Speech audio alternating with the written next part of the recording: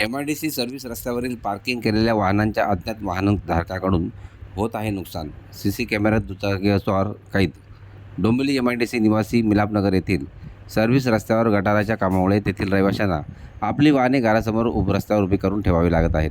सदर या अरुंद रस्त्यावर प्रचंड वर्दळ असते, कारण कल्याणशिळ रस्त्यावर होत असलेल्या मेट्रोच्या कामामुळे ट्रॅफिक झाल्याने काही वाहनधारक या सर्व्हिस रस्त्याने वाहतूक वळवतात. गेले काही दिवस येथील पार्क केलेल्या वाहनांचा अरुंद रस्त्यामुळे अज्ञात वाहनांकडून ठोकर मारली जात असल्याने आतापर्यंत अनेक वाहनधारकांचे नुकसान होत आहे. याबाबत येथील रहिवासी श्री वैभव पोद्दार यांनी मानपाडा पोलीस ठाण्यात तक्रार दाखल केली आहे.